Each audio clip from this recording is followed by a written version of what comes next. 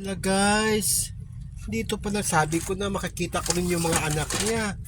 Dito siya oh. Hala, ang dumi-dumi dito. Ba't nandito kaming? Grabe, sinisa natin to. Parang, sa ano to, sa daga to eh. Oh my God. Bakit dito ka nanganak?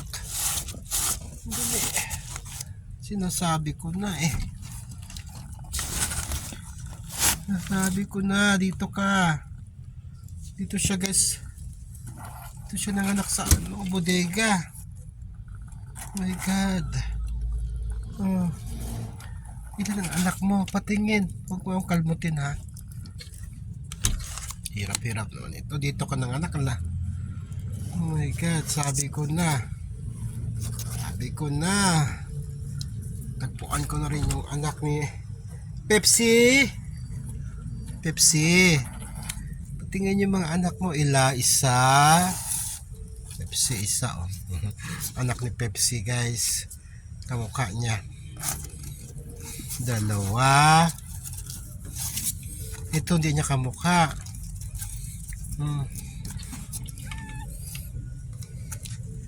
Pepsi. Tatlo lang yung anak niya. Sabi ko na nga eh, dito lang to eh. Si Sarsi, si Coca at saka si Myra, anak niya. Soft drinks beauty na ito. Ayan guys, I'm very happy. Natuntun ko din. Sa tagal-tagal ko siyang tinatanong ko na saan. Pero alam mo ba, pumunta pa ako dito kahapon guys. Dito sa bodega, wala man siya. Wala dyan. Saan kaya siya? Ang tawag, nauutal ako.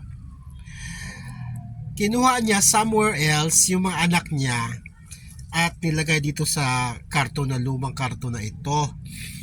Na dati rin breeding ground na mga mga daga yan eh.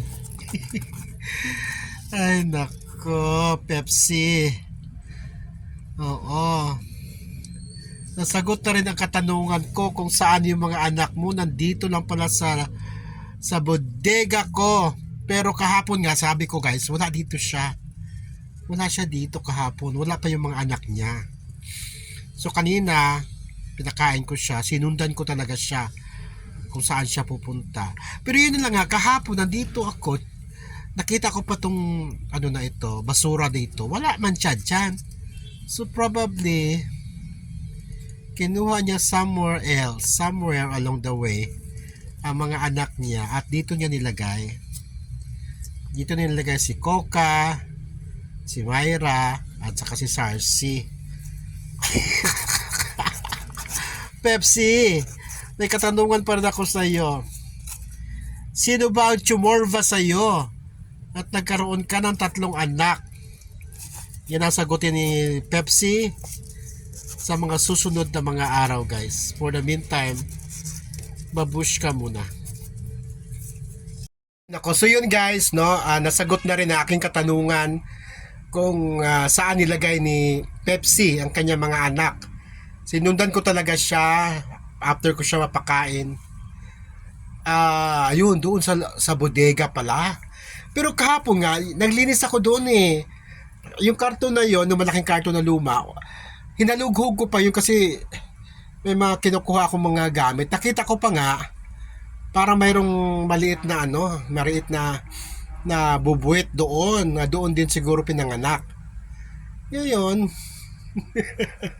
nagulat ako, sinundan ko, doon talaga, nandoon yung 3 kuting ni Pepsi, na ang mga pangalan ay si Coca, si Myra, at saka si Sarsi.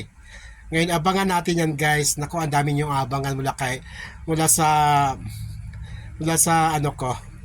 Natuntun ko na talaga yung mga anak niya. Natuntun ko na talaga. Ayan, so abangan natin ang mga anak ni Pepsi, sina Sarsi, Coca at Myra. Guys, salamat sa mga ang dami nag-follow sa atin ngayon lately, no? Salamat at yun na nga, parang sa mga pusa na talaga ako dapat nag-concentrate kasi yun ang mga pinapanood nyo tungkol sa pusa, no? Marami kasing cat lover. Although nakatanggap din tayo ng mga basher, huwag na kami masyado mag-bash. Masyado baka yung mga baka atakihin pa kayo, masyadong ano eh. Oo, pero yung iba pinatulan ko talaga. Yung mga pinatulan ko, usually yung mga nag bash naman ng grabe sobra todo na akala mo apektado talaga ang buhay nila ay yung mga naka-lock ang profile. Huwag kayong ganyan. Kung talagang nasa dibdib mo inyong pagko-comment, huwag kayong gumamit ng lock na profile at mag-ano tayo, mag chikahan, magtalastasan tayo tungkol dyan. Anyway guys, I'm happy lang talaga. Nasagot na yung aking katanungan, di ba? Nasaan ang mga anak mo, Pepsi, di ba? Tagal kong nagtatanong. Pero meron siyang tatlong anak na ang cute-cute. Kamukha niya yung dalawa, tapos yung isa hindi. So yun lang guys, sa mga hindi pa nag-follow sa akin dito sa Dear Tito Timmy page, follow na kayo guys. Kasi marami tayong aabangan mula kay Pepsi at sa mga anak niya, 3. Babushka.